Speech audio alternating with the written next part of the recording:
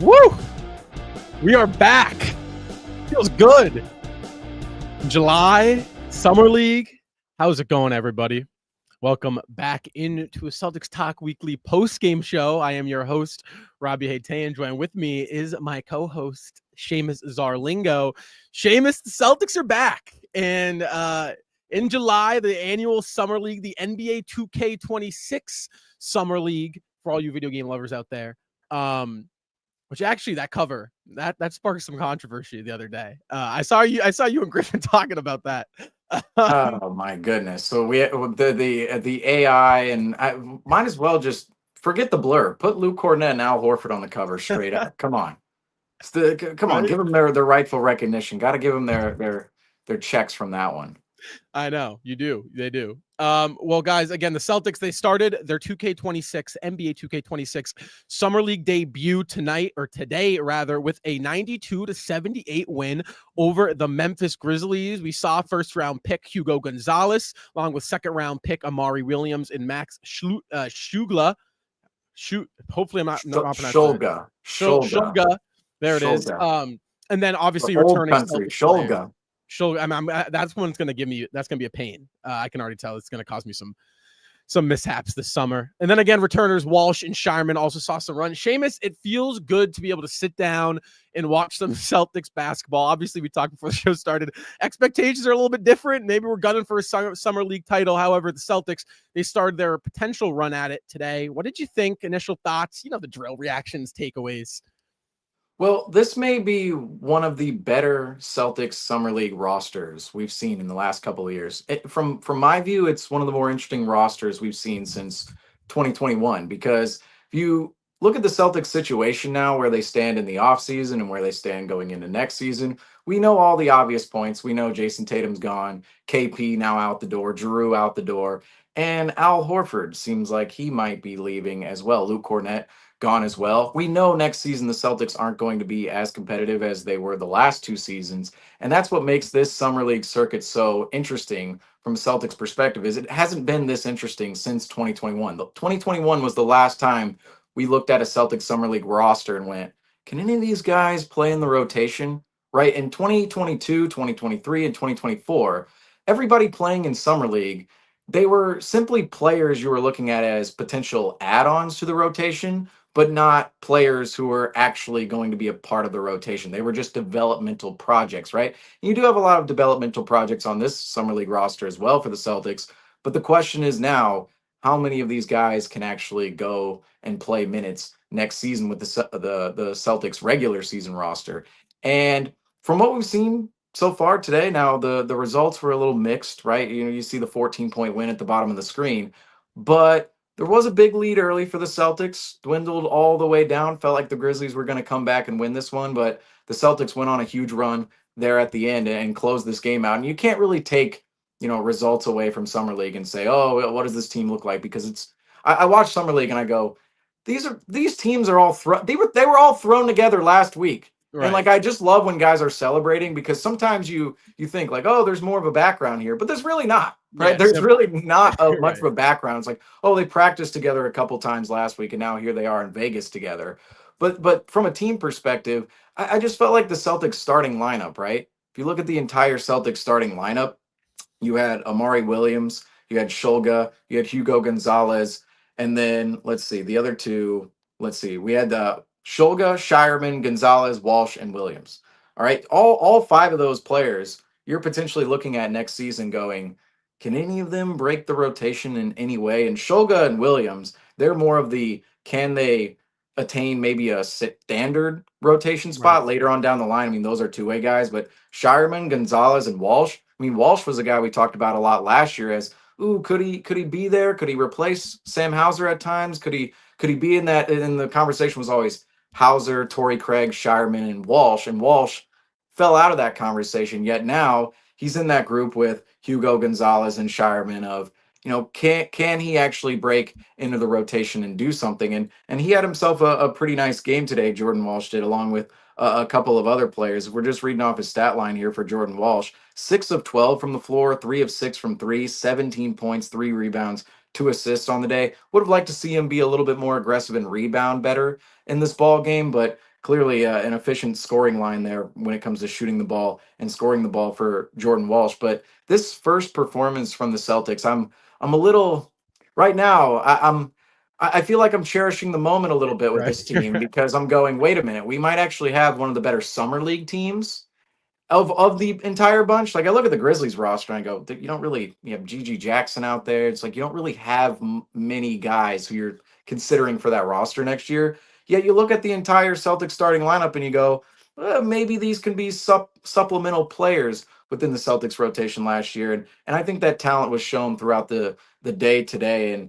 And right now I do believe this Celtics summer league roster could potentially make a nice run in Vegas. It feels a little 2018, 2021-esque, where we're thinking, oh, we have a couple of guys here who, yeah, they're still developmental projects, but they could be guys who are a little bit more than that later on down the line. For sure. I do think that I agree. It's like the first time since 2021, absolutely, where you're kind of watching and you're like thinking to yourself, okay, there are roster spots and there's holes on on the actual Boston Celtics roster for some of these guys. For me, I'm looking at Summer League through like three different lenses, and it's really like the returning player lens, which is a guy like Jordan Walsh and Shireman. You're kind of looking for their IQ and dominance to kind of be a step ahead of the younger guys. You know, they've seen NBA play. You're looking for them to kind of be noticeably head over heels over everyone else. And then there's like the first round pick range where you're just looking to see them kind of be that raw prospect. I was looking at Hugo, kind of showed me that kind of all game. Are you raw? Do you have the intangibles? Are they there? And the second round players are the third lens. And those are the fun ones to me, because those are kind of the guys you get to convince yourself and hype yourself up about, in being able to contribute. And that was where Amari Williams was for me today. It's like, these are the players that maybe might not see time, right? Amari might be on that two-way deal playing in Maine all season, but the summer league is the fun time where you get to sit down, you get to convince yourself that there is a spot and that there is a realistic chance that you could see time. And with this Celtics roster, there is a real shot. Like, these guys could see potential back end minutes towards the second half of the year post All-Star break if they perform well. And Amari and Max and Hugo, those three draft picks, obviously there's different aspects to the roster we're gonna have to look at. I'm there for it. I really loved what I saw out of Hugo. I think that my initial thought was Hugo and Amari stood out to me in terms of the rookies. I thought Max showed some scoring bursts, but again, Amari's defense stood out. Hugo, he showed me a little bit more with the ball. Obviously, we're going to get into more individual stuff later on. But in terms of initial thoughts, I think that's how I kind of am looking at the Celtics team right now through those lenses and really the summer league. But Seamus, it's back, and it's better than ever because the green wave has made a return, and it's in July, and the weather is a little bit warmer now, and the Celtics, you can see it right there. Largest lead of the night, 18. Memphis only led by as much as 2. The game was tied 3 times. Boston going on the largest lead of the night, largest run, of the night with a 13. Obviously, 4 lead changes. The lead tracker, guys, is back, and it's starting great. That sea of green, Seamus, we talk about all the time in the regular season. We're seeing it in the summer now. The Celtics, obviously, on the right side of things here. Talk to me a little bit about how Boston was kind of able to, get that sea of green going their way today.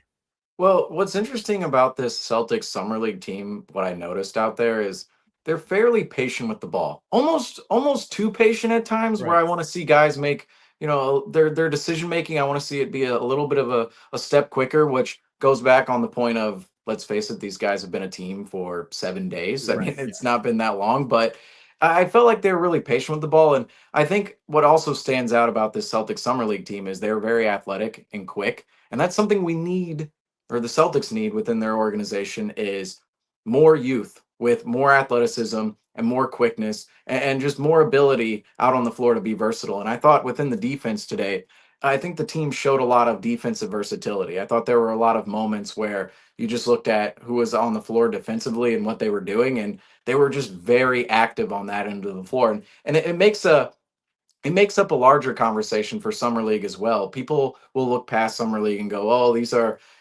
young guys, they're young bums, whoever," right? But this is some of the most competitive basketball we'll see all year. I mean, we go from the NBA finals. That's where I had this conversation with Griffin the other day. In the regular season, all the skill is there, but the effort is down here. So it's Yeah, like the right. skills up here, the effort's down here, or the skills up here. That's a better representation right there. But the skills up here, the effort's down here. And then in the NBA finals, you have both, right? You have skill, effort up here. In the summer league, the skill's down here, yet the effort is just through the roof because this is a gauntlet of guys trying to make a roster.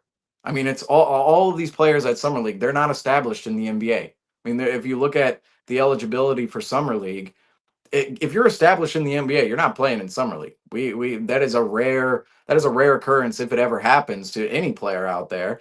And ultimately, the way the Celtics were able to win this game today, and I think that this is kind of a theme for a lot of teams in summer league, is their general activity mixed with their mechanics on both ends of the floor. Now, offensively, I'm not even looking at that end because I just expect that end of the floor to be it's like a lot of passing, a lot of cutting, and I want to see guys be unselfish with the ball, right? We see a couple Right. of guys out there, maybe Kenny Lofton, they're a little selfish with the ball at Yeah. times. They want to score, right? But defensively, I look at the mechanics on that end of the floor and I go, well, if you're defending well, right? You can be a 19-year-old player and defend at a high level because it's pure athleticism, it's pure know-how, it's pure mechanics. And of course that comes more in time with players' games. But even at that age, you can really make an impact defensively more so than you can offensively, as we know when it gets into the regular season. These young guys are not going to be asked to make an offensive impact with the Celtics, but defensively, I mean, it takes a whole team to be a good defensive team. And I think that's what stood out about the Celtics today. And it was clear. I know summer league, I mean, shorter quarters, so the score at the bottom is a little, you look at the score at the bottom, and go, oh, we held them to 78, but there's 40 minutes in this game and not 48. But Right. if you are scaling it out, it's still a pretty fair defensive performance from the Celtics today. And I thought that was one of the biggest factors in their ability to win this game. I agree. For me, offensively, it's for sure these first two games. I believe it's New York on Sunday, or no? Is it New York? Oh no, I keep getting the schedule mixed up. I believe it is New York. Yeah, I Let's believe New go. York Sunday, and then if I'm not mistaken, We faced Miami the Monday. Lakers fourth. We faced the Lakers fourth. Okay, yes, Knicks So Sunday, Miami Monday, and then the Lakers are Thursday. Correct. Okay, so against New York, I think you're going to see the offensive end of the ball kind of clean up a little bit. I'm with you there. Really not too focused on what the offensive end of the floor looks like. For me, I'm with you on the defensive end. I thought Boston had extremely active hands, which is something you love to see out of young players because, like, that is, in my mind, such a great way to contribute as a young player is to be scrappy and active in passing lanes. It's a great way to create extra possessions. It's a great way to swing momentum in games. And it's really a great way to stay on the court on the floor in the NBA. I thought Hugo did a great job. I thought Amari did a great job. Max was phenomenal at that today. And then even Miles Norris, I thought Miles Norris was there and active at times. So I'm with you on the defensive end of the floor. Offensively, I think I'm not looking on the offensive end of the floor. Again, Kenny Lofton sticks out, right? Kenny Lofton's kind of a guy that's probably with Boston to try to get a G League roster spot elsewhere. Maybe it's with Maine, but that's probably what he's doing here. I'm really looking for offensively, and I didn't see it today. And again, I hopefully we'll see it. I'm looking at Shireman and I'm looking at Hugo. I thought Hugo's those 2 threes. I didn't know Hugo had that really in his arsenal. I was like, okay, like this is good. That's something you want. Those types of shots, those confidence, right? That's what you like to see. You're less so worried. You're not really worried about the makes, really. I'm more looking for from the offensive end of the floor with these guys. Are they getting to their spots? right? Do they have the ability against this caliber of skill? Because I really liked what you said with the effort and skill. Can they get to their spots? Because if they can get to their spots at this level, the shots will fall. Later down the line in their careers, they're going to start getting efficient. They're going to start being able to get that shot. But can you get to your spots? That's what I was looking for today. Didn't really see it much. I saw a little bit out of Hugo. Obviously, Walsh, I thought, did a good job at it, expected. Shireman did at times get to his spots, but they weren't falling. So that's what I was looking for, I think, within the lead tracker. In terms of play, though, in terms of what impressed you the most, now, this could be, maybe it's from Memphis, right? Maybe Gigi Jackson was your guy today. But in terms of if you were to pick one guy that stood out to you, who's your guy? Well, I know we slotted a segment to talk about this guy earlier, but I think we have to talk about him on the initial onset of this program because it's Charles Bassie. I mean, Charles Bassie, he wasn't even on the roster coming into today. He's not on the official Celtics Summer League roster at all. Yet, I'm watching the game out there. I'm going, is that Charles? Do we have Charles Bassie out there? Am I mistaken? I look him up and I read an article. It said 14 minutes ago, Celtics add Charles Bassie. And I'm going, 14 minutes ago. And the article was reading, oh yeah, he's joined the Celtics Summer League roster. He's practicing with the team, but not on their official roster. I don't know if there's anything to that, if that's just some kind of mix up or it was added at the last second. I don't know. But today, 14 points, 11 rebounds, and he's 7 of 8 from the field in 18 minutes. Got a pretty nice burn in there. I mean, not with the starters, but 18 minutes off the bench is nothing to sneeze at. And Charles Bassie is all of a sudden a guy you could potentially look at. Looking at the big man rotation of the Celtics right now, I think it's definitely, if people are definitely speculating, it may be one of the worst units of any unit in the league. You could go guard, wing, big, all throughout the league. You could make an argument, oh, the Celtics big man rotation might be below everything else. I mean, you have Keita, you have Garza, you have Amari Williams, and Xavier Tillman. Charles Bassie, he's in his 4th year in the NBA. Or he just played his 4th season in the NBA, going into his 5th, stayed in San Antonio the last 3 seasons, was in Philly his rookie year. He's a 2nd-round pick in Philadelphia, or rather by Philadelphia. And he's a little bit of a player I look at and go, is there a world where he's on a 2-way contract or even within a standard spot on the roster? Because I don't think the moves are done yet for the Celtics. I mean, there's 15 players on the roster.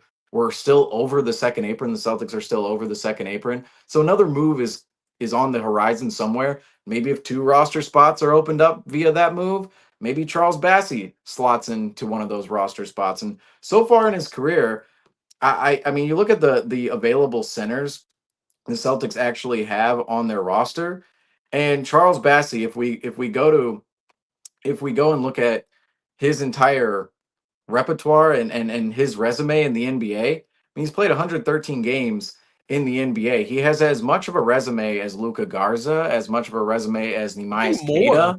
I think maybe right. More. He might have a little bit more too. And he is a player. I mean, certainly if you look at the minutes played, definitely a little bit more than Garza, I would say.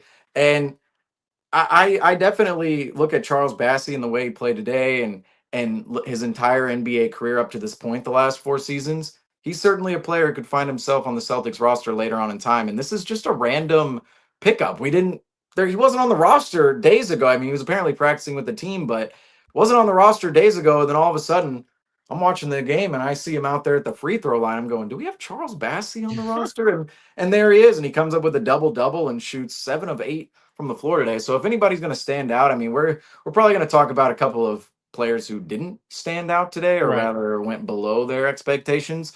But for somebody who went above their expectations, Charles Bassie has to be up there. I'm with you. I'm right there with you. And when I noticed Bassie out there, because I was with you, I did not know. I was not informed that he was joining the Celtics on the Summer League team. I did some digging. I'm right there with you. And this is a common theme.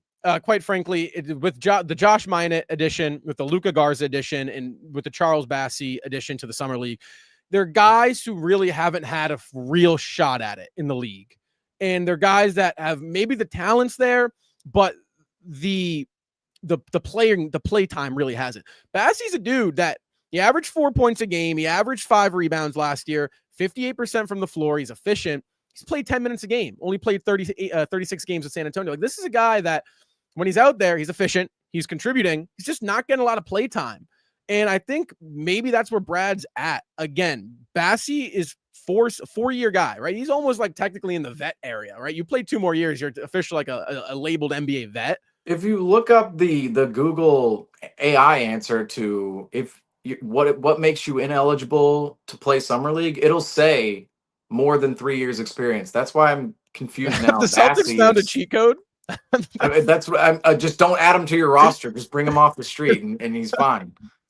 I don't know. Yeah, I don't get it. So, like, and again, Bassie's a player that in the back of my head, you hear Charles Bassie, you think, okay, he's like a back end contributor.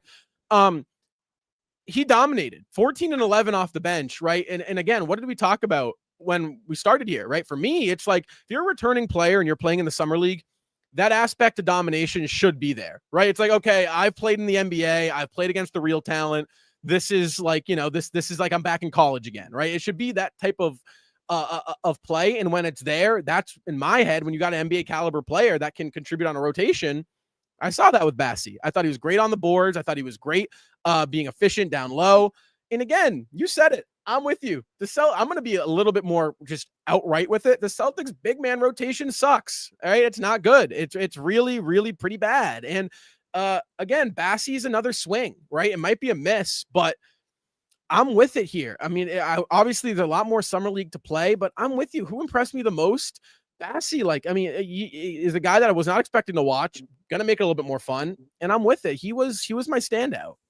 And there's also something to be said about players who are second round picks who just last in the NBA, right? Right. Minot, Garza, Charles Bassie, they've been around 3-4 seasons. I mean, Garza and Bassie, they've been around for 4 years. Minot, 3 seasons. And there's a reason these second round picks stick around, because the teams who roster them feel as if there's something there, right? There's something there. And that was evident. Brad Stevens just had a press conference the other day, held a press conference in front of the media. And that was something very evident he got across was the Celtics want players with upside who are also cheap. All right. They have to be cheap, but they want players with upside, right? And these players, they have upside. They're not the most glamorous, shining asset in the world, right? Or player in the world, yet there's something there, right? You can see with Minot, Garza, and even Charles Bassie, there's something there that could be further extracted. And we're not talking about these players as, oh, can they be starters one day or $20 million guys? Can you play in a rotation? That's the conversation. Can you be the ninth man, the 10th man? Yeah. Right. Because we were once at the conversation with the Celtics of how can a player add to this championship roster, right? Yet now it's just, can you play within the rotation, and can you, and it's kind of the next generation of the Luke Cornett's of the world, the Sam Hausers of the world, Pritchard and Cato, right? It's the next generation of those players with upside. Can any of these players actually turn into something? And I think there is something to be said about a player who's drafted in the second round and just lasts with multiple organizations too for multiple years. I mean, Garza's with the Pistons and the Timberwolves, Bassie's with the Sixers and Spurs. I mean, those are 2 franchises right there. One of them wanted them in the second round. The other went, oh yeah, we'll take a flyer on them, and kept them on the roster for a couple of years. That's a similar story to what, say, Luke Cornett went through with the Celtics, where he's a player when he was traded to the Celtics from the Chicago Bulls. We all thought, oh, this is an easy goodbye. He's going to be waived. That's it. We're just eating his salary. Nothing here with Luke Cornett. Yet he's kept on the roster, and the Celtics even got rid of him in the summer of 2021, brought him back in February of 2022, and those 5 roster spots opened after the crazy trade deadline that eventually saw the Celtics acquire Derek White.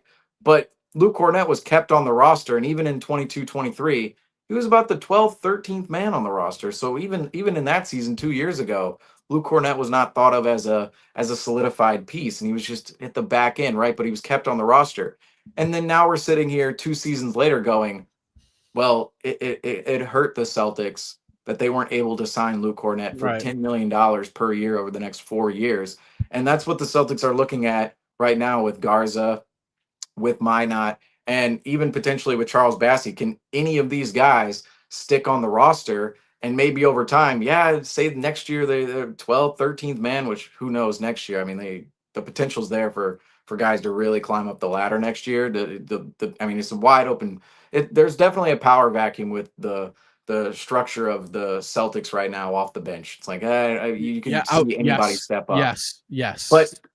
But that's where the Celtics want to project these guys out to is when and where can they step up, and can it be even potentially 2-3 seasons later on down the line. I wouldn't say the window is that big for some of the for specifically say Garza or Bassie or Minot, because they are 3-4 year guys. But in the next season or two, right? Say next season they're in the rotation and there's some glimmer of hope there. The season when Tatum comes back, can they be the 8th, 9th, 10th man on the roster when you're looking at it? That's the goal for these guys, and especially Charles Bassie. I think you can add him to the mix now. I mean, one good game. I'll say one good game. Yep.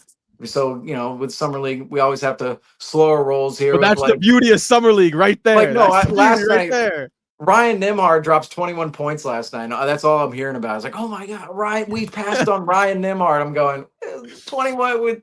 I understand, I can see the skill, but it's 21-point game. It's like that's a good game in the NBA, right? A 21-point game in Summer League. It's like I'm not through the roof over, but I will say Bassie though, the resume with him and also this performance today and the fact he's on the roster. I mean, we haven't really had a chance to talk about him at all because let's face it, most of us found out he was on the roster two hours ago, right? Yeah.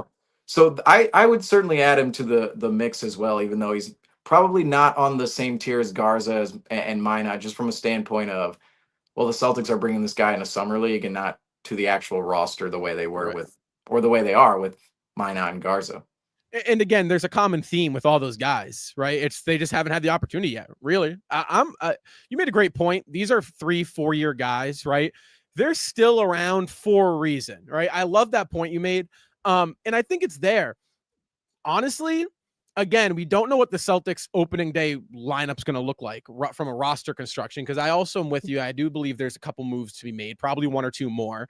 But with the current constructed roster, the bench really only has one guy that we know is going to be in the rotation. That's Peyton Pritchard, right? Like everyone else, I truly believe could either be sitting on the bench all season or playing 30 minutes a game. Like I really believe the rotation is that wide open. It is going to be a big competition to earn those minutes. And I do think the window has opened for Bassie to be potentially put in that conversation. If he does this 2 more times in the summer league, right? If he's doing this, then I see no way that Brad doesn't put him on maybe a 2-way deal, right? Maybe for the minute, whatever it is, right? Again, you got open roster spots, but I do believe there's a world where he strikes. Well, this is where one would I understand Miles Norris is under a 2-way contract and he was under a 2-year 2-way contract. So, I mean, he signed at the end of last season. It was a 2-year deal going into next season, but you look off the bench, right? Miles Norris, 21 minutes, 2 of 5 from the floor, 3 of 3 from the free throw line, 1 of 4 from 3.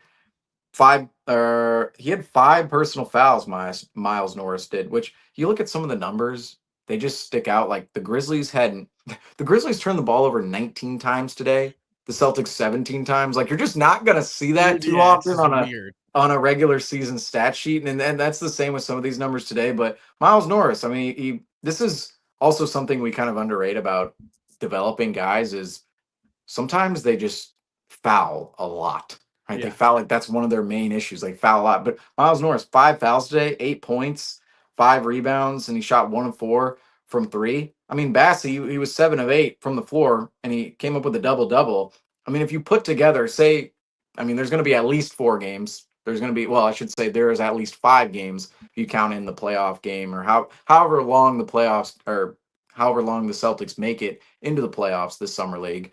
I mean, we're going to play at least 5 games, the Celtics are. Over the course of those 5 games, if Bassie is just outright better than Miles Norris, there's no reason why Miles Norris would have that 2-way contract over him next season. And it could be something where it's Miles Norris is waived right now, bring in Charles Bassie. Maybe that happens at the end of July or August. Or it's an ordeal where you have both at training camp and then you eventually give Bassie the spot if he's actually, above, say, Miles Norris. So, I mean, that's the thing about the roster right now is it's just not complete. It's hard to project what's actually going to be available. Right. It's, Two, yeah, it's two, random. two, two players I'm slotting in to two-way spots right now, and to definitive spots. It's Amari Williams and Yeah. Max Shulga as the Yeah. two-way guys. I would think those two guys get the two-way spots. There's another one available. Well, you have Miles Norris in the other one. That's what I'm saying. That's kind of the flexible one right there. It's like, Miles Norris, you could see somebody else probably grab that spot.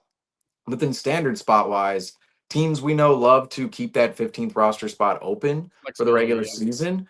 But the Celtics, that's what's so hard to project is the Celtics have filled all 15 roster spots. They're still hoping Al Horford comes back. It's like, oh yeah, we want Al Horford back. I'm guessing the Celtics, like, I'm not saying they lowballed Al Horford, but I'm not sure they gave him a that I bet great they of a offered him the deal. minimum. I'll Right, say right. it. That's what I'm saying. It's like we Yeah, made I'll him an say it. offer. It's like we made him an offer. We tried. It's like, yeah, it was the minimum compared to all these mid-level exception offers. Yeah. But it's like they're hoping to have Al Horford back, right? And we know they're still over the second apron.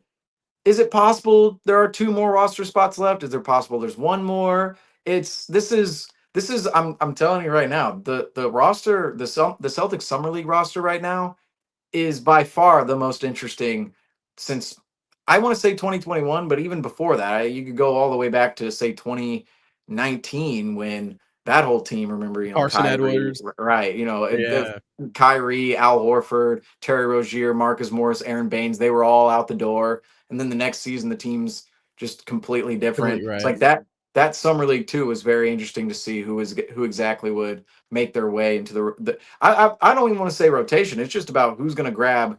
That's what I want to shift the conversation on a little bit here is, we see some rotation spots potentially open, but it's a pretty ferocious competition for roster spots right now Yes. at the bottom. Yes. Oh my God. Yeah. Because It even totally is. even JD Davidson, I know JD Davidson, he's probably gonna. I'm not gonna say I'm not gonna make any guarantees on JD Davidson.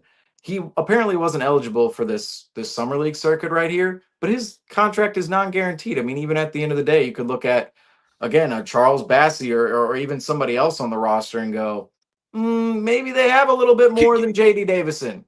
can I? I'm Maybe I'm gonna. a little Can I more give? interested, Can I and give he you a gets JD away. Davidson take? I'm so out on JD. And we've had this conversation without a doubt about JD, but especially now, your guard play is the best on the team, right? You got as constructed, you got Simons, you got Pritchard, you got White. That is a pretty darn good guard group, right? You have three solid point guards, right?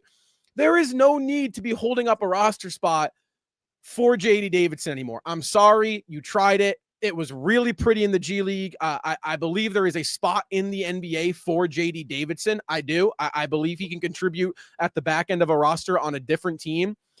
The Celtics have holes, and that big man hole is so bad and large. I think you need I think it's worth looking into. Same thing with Miles Norris, but the thing with Miles Norris is different because your forward play is also pretty weak. So it's like, okay, at least you're getting a forward potential in there.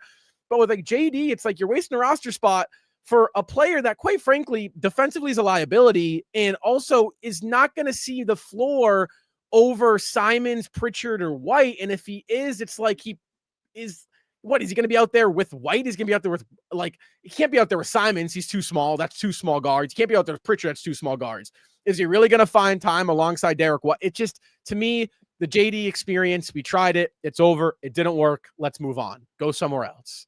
My thing with JD Davidson is I kind of believe he might be a player they keep around for half of the season to throw him Yeah, in the rotation probably. because he hasn't really seen most of his work has been down in the G League. Right? He won G League MVP, and the guy wins that award. Which really, if you look at the history of that award, not too many players have actually did Done anything much, with and it. Yeah. they didn't really do anything in the NBA afterwards.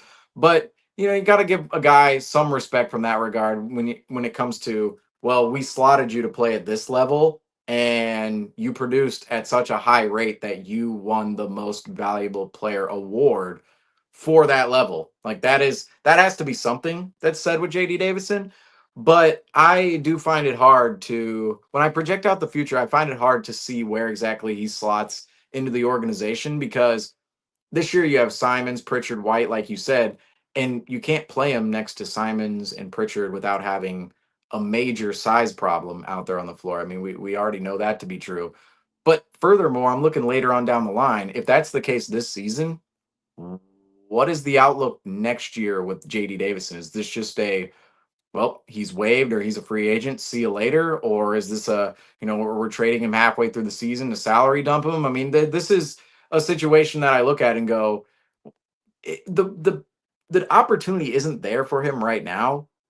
If the opportunity isn't there in year 4, I'm sorry, we're probably not bringing him back Yes. for a 5th year. Like, it's very rare a player gets this much time. I mean, you can already argue right now. You could already argue that JD Davidson has had more than enough time to prove himself from 100%. I mean, he was drafted in 2022. He was drafted days after the Celtics lost to the Warriors in the finals. That feels like forever ago now. It just does. I mean, we think about how many moments we've had since then. Grant Williams and Jimmy Butler and winning the championship and Tatum tearing his Achilles and losing. Like, we've literally had basically, I mean, he's been around 3 seasons. He's been around for all of those moments.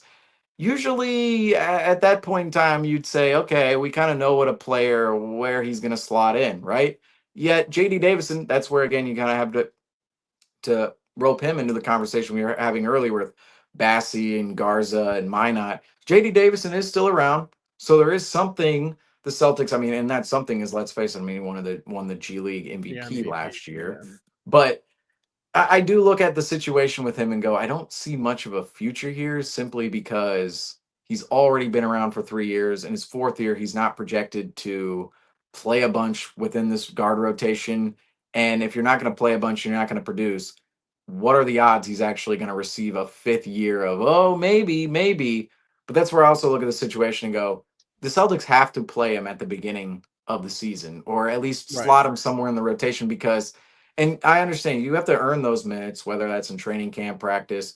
I would say summer league, which apparently I did. What I don't understand is Bassie's played 4 years in the NBA. The NBA, all right. JD Davidson has played 3 years in the G League essentially, and has only now attained a standard roster spot a couple months ago.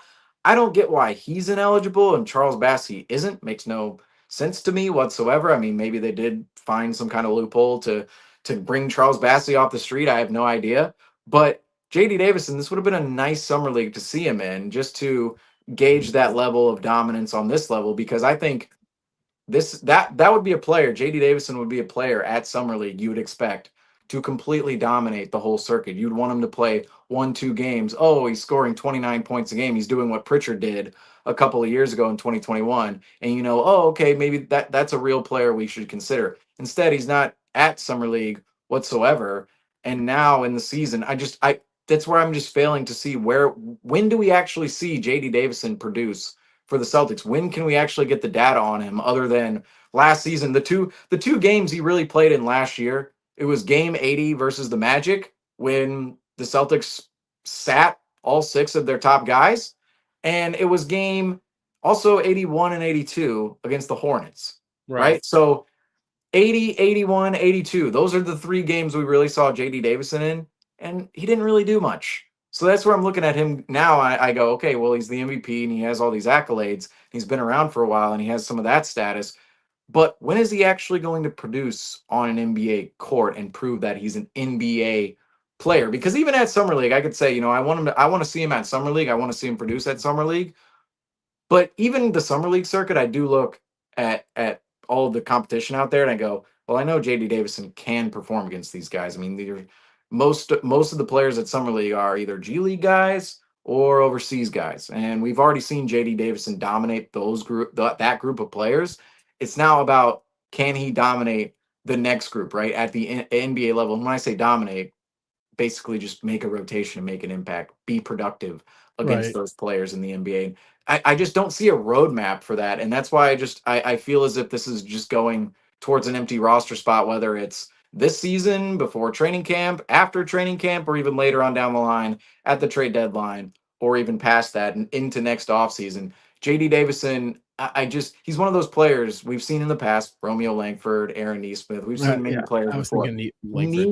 Needs to go elsewhere to really find a real opportunity, but it's going to be hard anywhere. I mean, every team has their set standard of guards. Some teams are a little light on him, but he's just the guard rotation right now, especially with Simons and Pritchard. If you had, Yes. say, Yes. three Derek Whites, right? Yeah, If you had three exactly. Derek Yeah. Whites, Yes. you could go, oh, okay, maybe JD Davidson. But Simons and Pritchard are basically the same build of JD Davidson. So, I mean, you have Right. three of the same guards. One of them is going to be the odd man out. It's just inevitable. I'm so with you. I was just about to say that. If you had moved Drew for like a forward, right? Say you bring in, I don't know, like whoever it might be, right?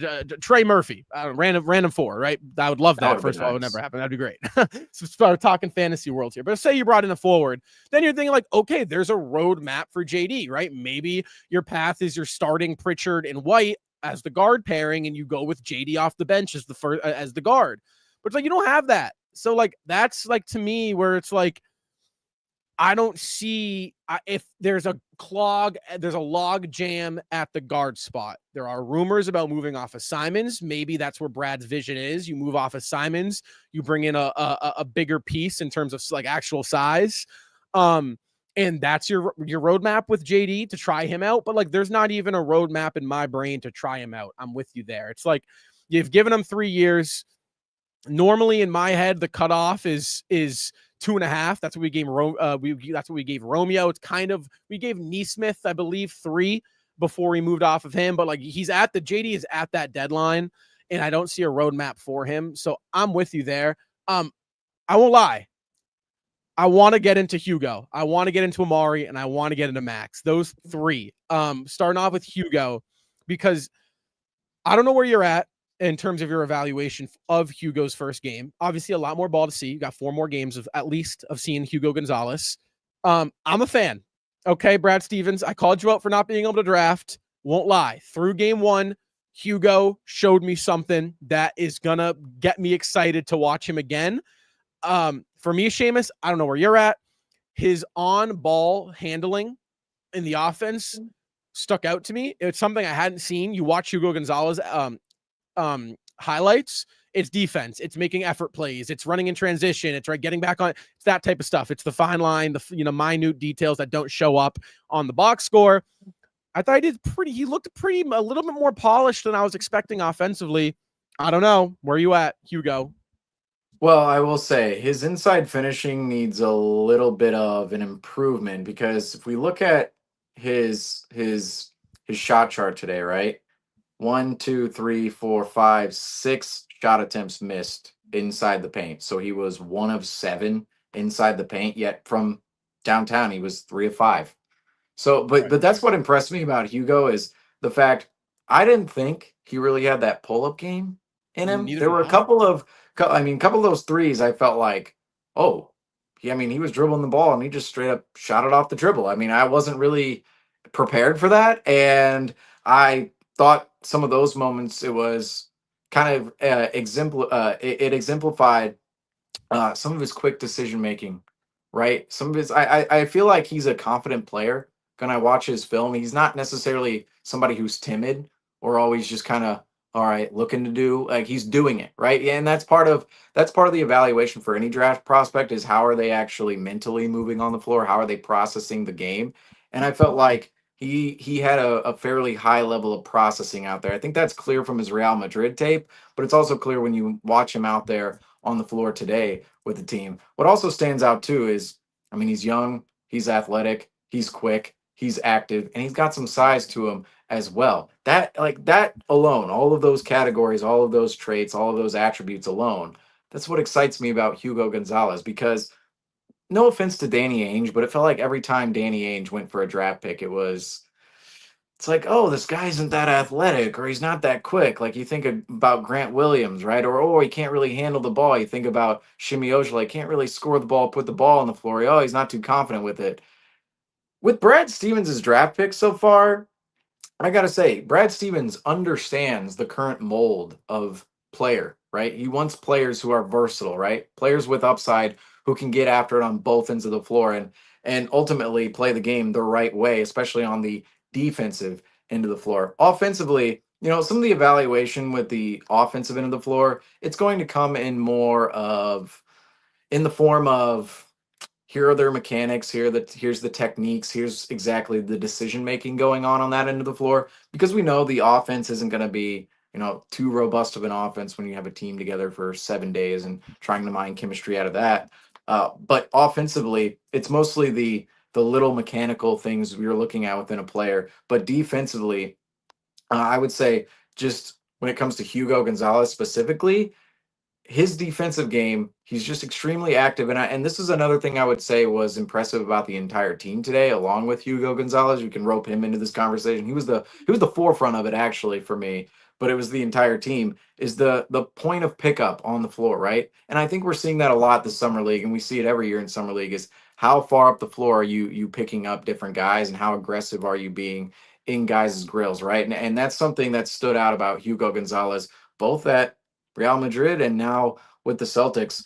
Offensively, I think he gives me him and Shulga too. I know we'll have the Shulga and Amari Williams conversation as well, but Shulga and Hugo Gonzalez, both of those players, they strike me as guys who are unselfish on the Yeah. offensive end of the floor. They can, but they can also maybe create for themselves as well. Like there's some creation there, but they do it in timely moments. They're almost like Derek White or Drew Holiday in certain ways, right? That's the perfect mold of player next to Brown and Tatum. It's the guards who can kind of create for themselves, but don't need to be the main show, and are really more unselfish with the ball, and just make the right decisions, whether it's driving it at the right times, or even shooting it at the right times, making the right passes out there. That is what Hugo Gonzalez and Max Shulga look like to me. They look like guys who can handle the ball a little bit.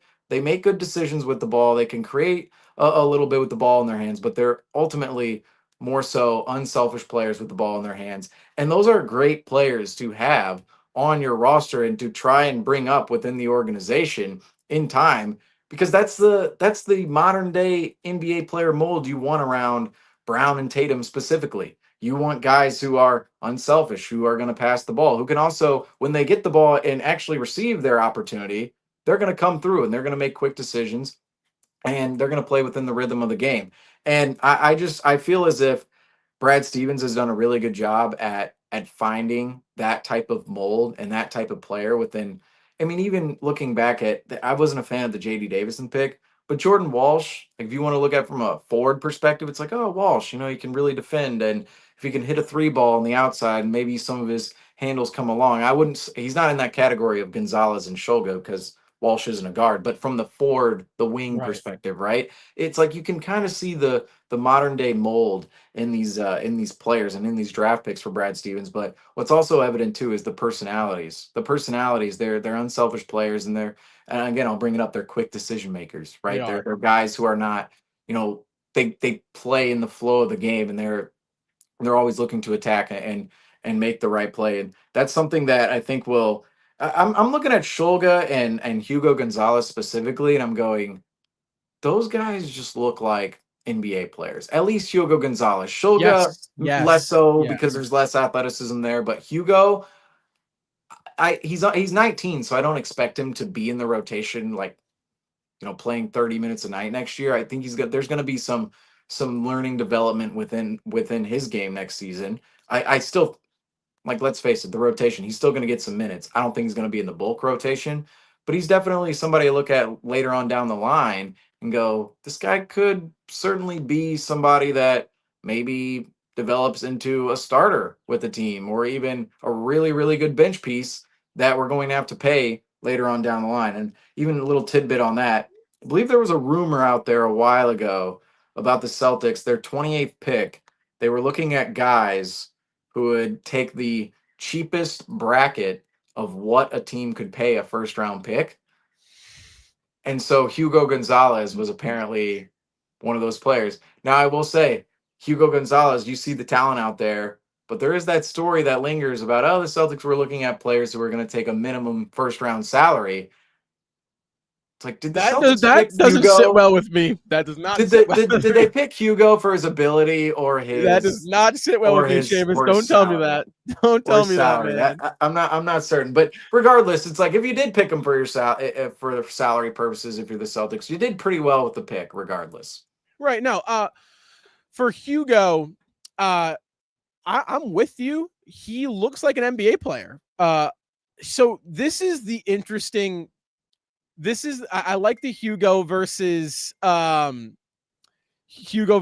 Walsh comparison you kind of made for the guards position, the forward position. So the unique thing about Walsh is, and I'm interested to see if there's a year 3 jump, but like Walsh came in to a roster that there really was not a real NBA opportunity to grow. Right. You know what I'm saying? Like you came in, you're the rookie year, you win the championship, right? No real roster opportunity there. Second year, it was kind of there. You figured it was in stints, but in those tiny, like 6-minute pressure cooker stints you give him where he feels like he can't screw up at all. There isn't a lot of opportunity to grow. Year 2, okay, that's out the door. Year 3, right? Okay, you're looking at year 3 for Walsh. I don't want to get off topic here, but it'll all connect, I promise. You're looking at year 3 for Walsh, and it's like, okay, there's room to grow, right? There is room to play 20 minutes a game, 4 days a week, and make a couple turnovers, right? Make a bad pass, take a bad shot, miss a defensive assignment, and you're still going to see minutes the next game, right? And I think that is kind of like the unique position Boston's in. I look at Hugo, right, coming in this year with really uncertainty with the Celtics rotation. It's like, oh, this is kind of nice for Hugo. He can come in, he can play 15 minutes a game, 10 to 15, right? Be a guy that plays 70 games potentially and screw up and make those rookie mistakes and watch film and have those random games where he's giving you 14 and have, it's like, that's the beauty of, I think, if you want to draw a positive out of Boston's roster for next year, is there is a lot of room for these young guys to grow as NBA players and get to become a strong rotation guy and maybe even a little bit more. They haven't had that luxury really since 2022, right? Because they made the finals and you don't really have the time to let a rookie go out there and screw up because you're trying to win an NBA championship. It's like you can put these guys out there, Seamus, right? You can let them go be rookies, right? Go make mistakes, be the 21-year-old NBA players. It might be frustrating in the moment, but in the long run, you might see these guys progress a little bit more. For me and Hugo, I loved what I saw. I'm with you in terms of his athleticism ability, right? On getting in transition, getting in the getting back on defense, stuff like that. I'm with you on the finishing ability. But again, where I'm at with Hugo, just give him NBA burn. Let him play. Don't put him in the G. Just let him play. Let him make. I remember watching Jaylen Brown, and I'm not going to say, Hugo's going to go out like Jaylen Brown, turn out like that. But I remember watching JB, right? And he got drafted to a good team, but he got burned and he made those stupid passes and those dribbles off his ankles and those couple bad fadeaways in the key. And you were like, okay, those are rookie mistakes, right? Like, that's okay. Next play, right? And it's like, that's what I think was missing from the Boston roster, rightfully so. But I think it's back. And I think these rookies are going to get a chance to kind of show us something now. Yeah, and I would say this would be a great conversation to have with Joe Mazzulla, because Joe Mazzulla is going to be the one that has to actually give him those minutes. And we all know Joe Mazzulla has been a little reluctant to play young guys in the past, which rightfully so when you are a competitive team with the pieces they had. But there were moments last season, specifically, we looked at in January and went, can we maybe add a Walsh into the rotation, maybe a Shireman just to spark things up? And yet nothing really materialized in that regard. Next season, I mean, first of all, I expect the Celtics to compete. I don't see a world where Joe Mazzulla is just not going to be ultra competitive next season and try to go as far as humanly possible and take this team as far as they can. But within that, right, within that process, we have to play the young guys. And that's what Joe Mazzulla has to do next season, is actually go and play the young guys, especially the young guys that we see on this roster in Summer League. Because Summer League, I really do look at some of the archetype of players on the Summer League roster right now, and in the past we've had some goofy players, right? Some goofy players where you're looking at okay, now the new one. Yeah, well, we'll get into the conversation on him in a minute here, because oh my goodness, Kenny Lofton. But 1 of 8 today. Well, again, we'll talk about him. But there's just, in the past, there have been goofy players, right? There have been goofy players where you're going, yeah, this is fun, right? But what are we doing here? Like, Carson Edwards, like, yeah, this is fun, but what are we really doing here? Taco Right. Fall, it's like, ah, this is fun. What are we really doing here?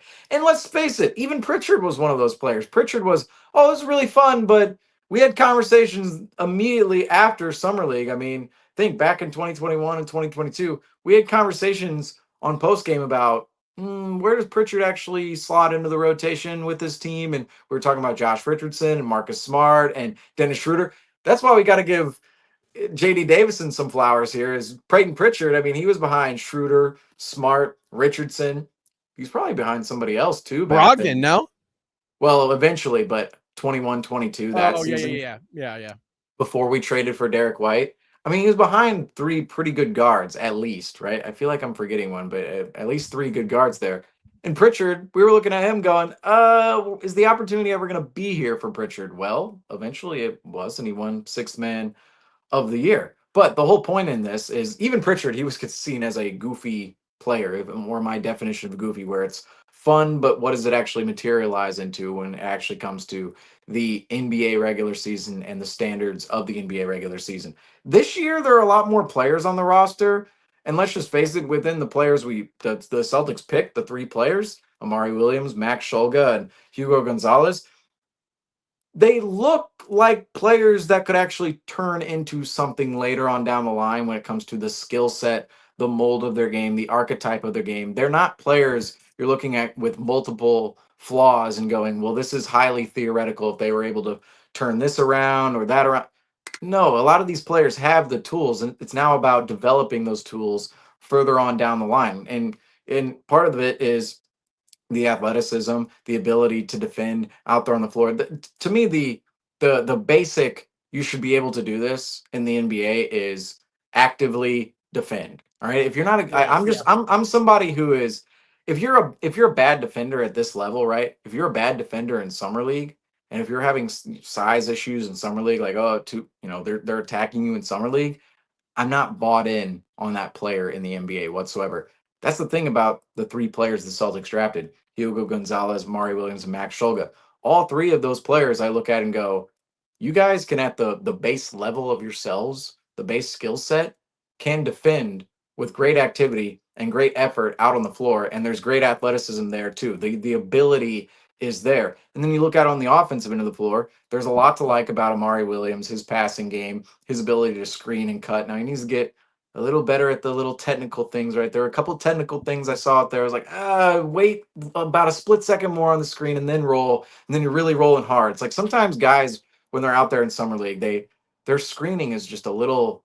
That's what I noticed in college too. It's all about timing, and sometimes the time, like guys are either a second late, and they're either a second late or a second ahead, and they're rolling at the wrong time or at the wrong rate. But there's a lot to like about Amari Williams on the offensive end of the floor, regardless, and defensively too. I mean, he almost looks like a forward on the defensive end of the floor. Yet he can play like a big on the other end. I mean, he's 7 foot tall, but he almost has that forward type of a body. That's what makes him so interesting and potentially a versatile player later on down the line. But Shulga and Hugo Gonzalez, we talked about their offense already and how they're unselfish with the ball, but defensively too, especially Gonzalez, very active on that end. And they have more of the all around type of versatile games that you see in the NBA, rather than somebody in the past like Taco Fall or Carson Edwards or Tremont Waters or even Peyton Pritchard, right? I'm even throwing him into that category because he was, again, at the time, we thought, short guard, is this really going to work out? All these players, I'm not looking at their flaws and going, oh, this is just a complete detriment to their game. And there's one player in here that I would certainly say that about on the Celtics roster. Maybe a couple, just saying, maybe a couple. But of the main players we're talking about, right? Shulga, Amari Williams, Hugo Gonzalez, and even Walsh and Shireman. I mean, Walsh and Shireman, they're on the roster for the Celtics, but they're two players too where clearly with Shireman at the end of last season, we saw there was something there. And Walsh, we've seen it moments in the past. Now Walsh is really on the. I mean, I said coming into the summer league, oh, JD Davidson has to have a big summer league. Which, sorry folks, I didn't know he was ineligible. I mean, he would have needed to have a big summer league if he was actually eligible. But now that baton is passed to Jordan Walsh. He really needs a nice summer league here. But if he does, I don't doubt Jordan Walsh is somebody who could come in next year and just be a a little frisky of a defender, and we all know it's the offensive end of the floor, Jordan Walsh. Can you put the ball on the floor a little bit? Can you make a couple of threes on that end? We know he can rebound the ball, and we know he can defend, but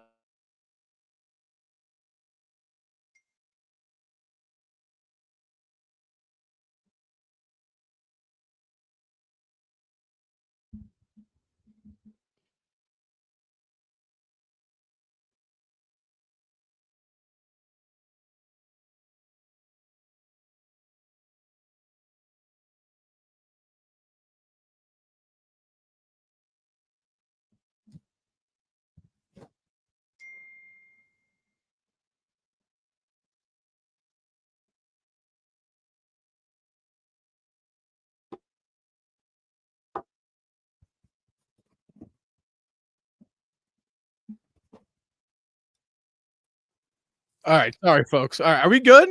no, we're good. I think the internet just went out here, so You we're know, good. my from We're my side too. My internet just might went be a out too. StreamYard thing.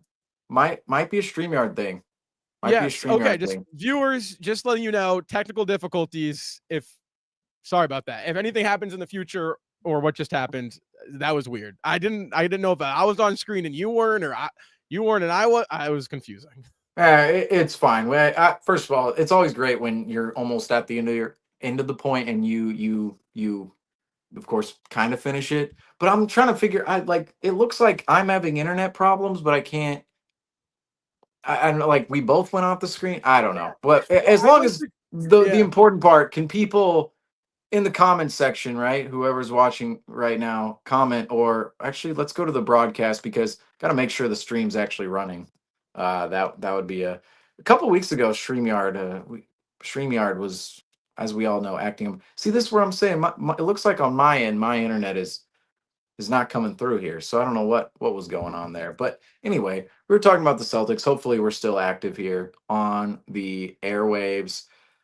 But um, Jordan Walsh was talking about Jordan Walsh. Is he going to be just a stand in the corner type of guy, and they're going to leave him in the corner when he gets the ball? You know, when a guy when you know a guy can't dribble, right? It's much easier to defend that player when you're going, oh, he's looking to get rid of the ball right away, or he's not going to be able to create for himself with the ball whatsoever.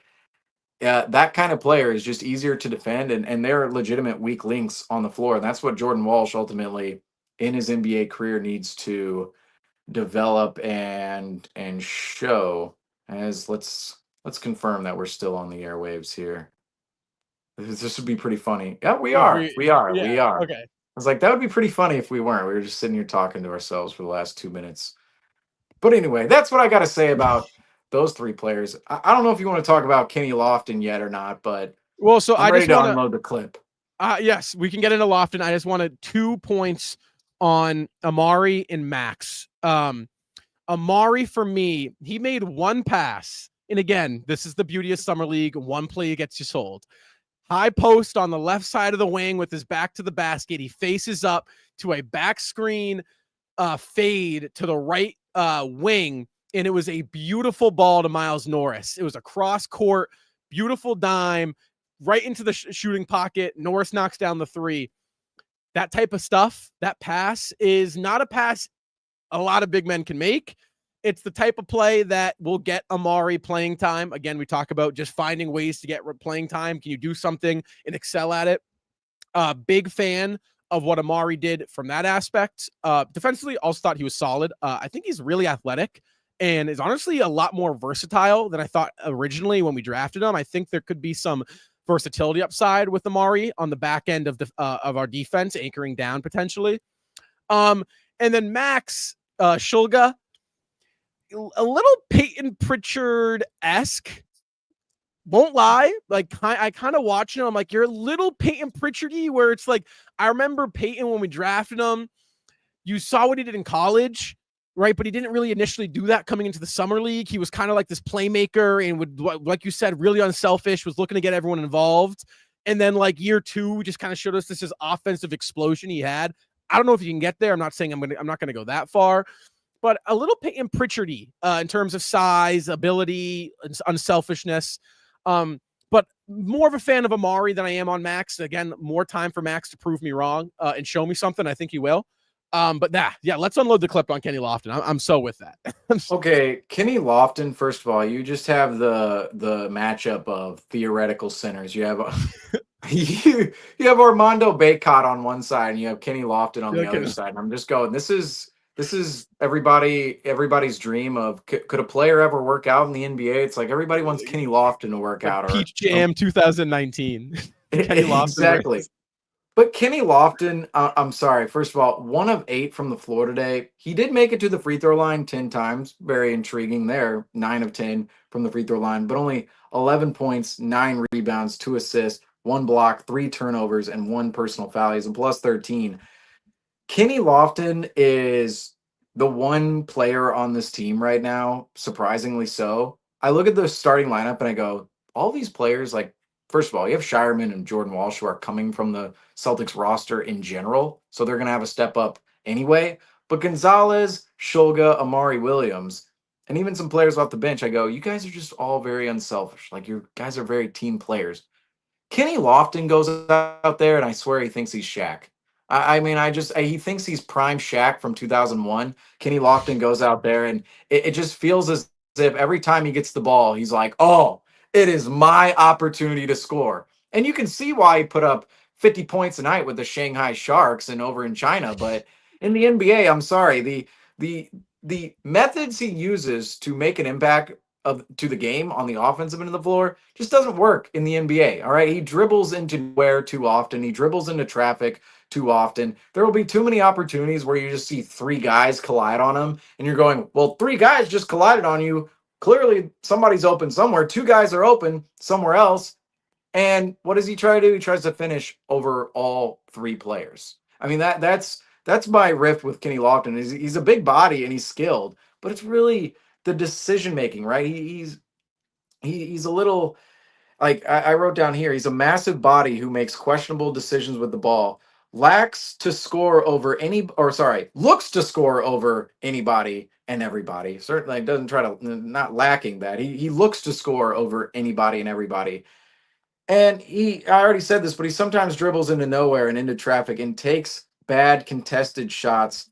And sometimes, or really all the time, has the blinders on for the perimeter. I mean, I swear, it's like, here's the bucket and here's Kenny Lofton. It's tunnel vision. The blinders are on. The perimeter doesn't exist. He's such a big body. He's so skilled. I can see why people, I mean, obviously, he's one of those meme players. Like, oh, I can see why people like him. But there is some skill there in his game. And you saw the rebounding early on. I believe he had 7 rebounds in the first half, if I'm not mistaken. Let's see. In the first half, Kenny Lofton had, we'll get the, oh, well, I guess we won't get the number. My internet's not working over here. But regardless, you can see the rebounding ability, the big body of himself, and some of the skill available. It's just his decision making and the way he goes about the game, I'm just not a fan of. And he's a classic player where you see where people like him, right? You go, okay, I see the upside here. But then he's somebody who cannot put it together when it comes to decisions with the ball in his hand. And I would say general athleticism too. I'd like to see him. I understand he's a big body, but I got to see him get a little bit more athletic out there. He's very squirmy, agile with the ball in his hands. But then I look at defensively and I go, I don't see the same agility on that end of the floor. And I do think it's a little overblown at times. I think he tries to overuse his skill level when he should be using it really to create for others. That's where I could see, man, Kenny Lofton, it's like you could be a Jokic type of a player if you actually had any of the passing ability or IQ. And he was 7 feet tall. He's got that 6'7" on him. That's the thing too, is he plays above his size. It's like he's kind of a forward, but he plays as a big. That was kind of my issue with Derek Queen. I know you're a Derek Queen guy. That's part of my issue with Derek Queen coming in. I see the Derek Queen upside, and he went, fairly around where I had him slotted in. But at the same time, I look at Derek Queen and I go, ooh, I feel like he's almost like a forward in the NBA, but the way he scored in college and the way he went about it in college was as a big. That's definitely some of the same. That's definitely a lot of the same of what's going on with Kenny Lofton. And he's a fun player to have around, but he's just one of those players where people start to talk, oh, well, the Celtics have Kenny Lofton. It's like, okay, I'm not even entertaining. Like, yeah, sure, maybe he might beat out Miles Norris for a two-way spot, but I'm not looking at Kenny Lofton to supplement the big man rotation this year. That is not what I'm like. I'm just not having that conversation whatsoever. I mean, I understand the Celtics fan base wants to have that conversation, but it's just not happening, folks. It's like Taco Fall. It's not happening. That is so funny you said that, because I'm sitting here and I'm watching it and I'm thinking to myself, oh, and this is no discredit to Kenny Lofton at all. You do something that I just straight up can't do. I will say that, right? But I was sitting here and I was thinking, it's like, is that where we're at with this? Is like, are we as a franchise got Kenny Lofton rostered? And again, it's an extreme, but it's like, is this what rock? We talked about rock bottom during the season over post game shows. It's like, is this rock bottom now? Like, tell me this is it, because like, if please, I'm with you. Listen, like Kenny Lofton is. I would love Kenny Lofton on my G League team, right? This gives me he's a name, gives me something to watch. He's Fun fun. interview for Griffin. Yes, Fun right. interview Like for Griffin.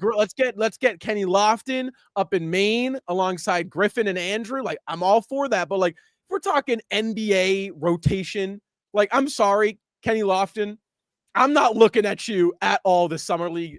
Like I'm serious. I'm sorry. I'm with you. It's kind of a joke. No discredit to Kenny. Again, no discredit, but I'm not here for it.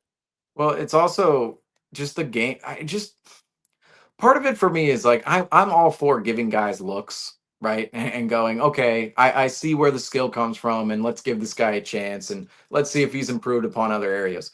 But what I watched today, right? The 1 of 8 performance and some of the decisions made out there, he's just it's seen across Bad. summer league. There are just guys who think way too highly of themselves, and Kenny Lofton might be one of those players, or at least it's evident within the film. I don't know what he thinks about himself in his brain, but offensively, when you look at him, every time he gets the ball, it's I need to score right now. It's like I'm going to try to score right now. And he's one of those players too that just make last second decisions when you're trapped in the middle of nowhere, right? I don't like players who are fake playmakers, right? Where it's like, oh, there's some playmaking here. It's like, yeah, they only pass the ball or they only play make when the whole defense is hounded on them. They have nowhere to go, and they're going, oh, find this guy over here. Like, that's the Kenny Lofton passing experience. He's not necessarily setting up different guys and like, oh, he's directing traffic. It's more of I'm dribbling into a bunch of players and just passing it wherever I can. But that's where I see the upside in him too, is when he draws all those players on him because he is such a big body and he's so aggressive and looking to score. When he draws all those players on him, all right, you should know, oh, this guy's waiting in the corner over here, or oh, we got a guy cutting down from the wing over here. He's going to be on the cut. Let me give the ball up to him. Instead, it's oh, I'm not really sure where I'm going. Well, find this guy over here, and it's not as rhythmic. It's not as planned. It's not as coordinated. It's not as natural as say somebody you look at, Nikola Jokic. They're different players, but you look at the same level of manipulation of defenses, right? When defenses collapse on you, right? You want to be in the know of where you're going with the ball. You want to have that quick decision made already. You almost want decisions made ahead of time, right? You want to know, oh, if this player's collapsing on me, oh, that player's going to be cutting down here and he's going to be wide open because nobody's there sitting in the lane. Or, oh, he's cutting down here. He's going to take like you have a guy cutting down from the wing. Maybe the guy on the corner, he's gonna help to that guy on the wing cutting. And then, oh, you're on the low block on the opposite low block on the strong side. Oh, weak side, wide open in the corner for a 3. I mean, that's that. I mean, I understand too that kind of gets into the team aspect of summer league and like, oh, Right. you kind of need a You coordinated gel. squad to run that a little Yeah. bit more. But I do look at Kenny Lofton and I just go, and other bigs, unfortunately, and let's face it, I mean, he's playing as a big, he's a little undersized big, but other bigs in summer league, if they're not rim runners, if they're not lob catchers, if they're not, pick and roll guys and they're more low post passers or more, aggressive scorers, that can be a huge flaw with some of these guys is their ability to actually see the entire floor and understand what's coming next and where they can actually put a pass or put the ball or actually make the right next move because sometimes it doesn't even it doesn't even have to be in passing the ball, it's taking good shots, right? I thought Kenny Lofton today, he was 1 of 8. Most of his shots were just contested and bad. It's like if you took better shots, you'd have a better scoring line as well. You'd have a better shooting line. And Right. that's where I'm at with Kenny Lofton. I'm not he's just a player where it's like a Bol thing, right? Where you're going, okay, Right. like I Fan understand why favorite. people like Bol, but it's just not tangible. It's not a tangible long-term anything in the NBA. You're going, yeah, maybe he could be 15th roster spot or two-way guy or just down there in Maine having fun. But if you're talking about him as well, maybe it's like that Taco Fall, Carson Edwards, Bol. Like I'm not here for it. I'm just not like. It's one of those. It's the impasse between analyst and fan, right? It's like here's the Right. fan, like the analyst is going to just think a little differently Right. than Than the the fan when fan. it comes to these players. And Right. yes, they're fun, but at the end of the day, it's basketball, it's business, and if you can't hoop at the highest level, then there's not a spot for them. I'm with you. I'm with you. Well, guys, again, so the Celtics tonight, game 1 of the NBA 2K26 Summer League, they came out victorious for the first win, 92-78 final score. Guys, we're gonna have you covered here for all of Summer League right here on the Celtics Talk Weekly YouTube channel. So don't go anywhere if you're not already subscribed.